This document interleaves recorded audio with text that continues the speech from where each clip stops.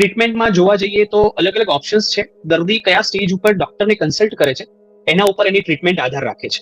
જો અર્લી સ્ટેજમાં કેન્સર હોય, ક્યાંય આજુબાજુ ફેલાયેલું ના હોય અને બાયોપ્સીની અંદર પ્રોસ્ટેટ કેન્સર બહુ જ લો ગ્રેડનું આવતું હોય અને બહુ લિમિટેડ હોય, એની સાઇઝ બહુ જ નાની હોય, તો એવા કેસીસમાં રેગ્યુલર મોનિટરિંગ કરી શકાય અને જેને કહેવાય છે એક્ટિવ સર્વેલન્સ. એક્ટિવ સર્વેલન્સમાં દર્દીને પ્રોસ્ટેટ એન્ટીજન ટેસ્ટ અને સાથે સાથે ક્લિનિકલ એક્ઝામિનેશન અને જરૂર પડે તો MRI આ રેગ્યુલર ઇન્ટરવલ પર કરાવતા રહેવાનું હોય છે, એ જાણવા માટે કે કેન્સરનું સ્ટેજ આગળ નથી વધતું. પ્રોસ્ટેટ કેન્સર એક એવું કેન્સર છે જે સ્લો ગ્રોઈંગ છે, એટલે તાત્કાલિક બીજા ઓર્ગનમાં પ્રસરી જાય એવું નથી થતું.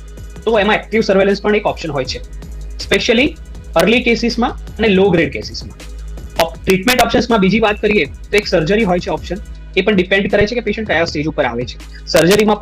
સર્જરીનું નામ છે રેડિકલ પ્રોસ્ટેટેક્ટોમી, એટલે આખું પ્રોસ્ટેટ સાથે સાથે લિમ્ફ નોડ્સ જે હોય એ પણ કાઢવામાં આવે છે. આ સર્જરી ઓપન અને રોબોટિક મોડાલિટીઝથી પણ થઈ શકે છે, લેપ્રોસ્કોપિકલી પણ થઈ શકે છે. બીજી એક ટ્રીટમેન્ટ ઓપ્શન છે રેડિયેશન થેરાપી. રેડિયેશનમાં દર્દીને શેક આપવામાં આવે છે. આ શેકથી જે કેન્સરના સેલ્સ હોય એ મરી જાય છે. અને એક બીજો લાસ્ટ ઓપ્શન છે hormone therapy. Hormone therapy prostate કેન્સરના જે સેલ્સ હોય એને ગ્રોથ કરવામાં ટેસ્ટેસ્ટેરોન નામનું હોર્મોન હોય છે શરીરમાં, જે એને ગ્રોથને હેલ્પ કરે છે, પ્રોસ્ટેટ કેન્સરના સેલ્સને ગ્રો થવામાં હેલ્પ કરે છે.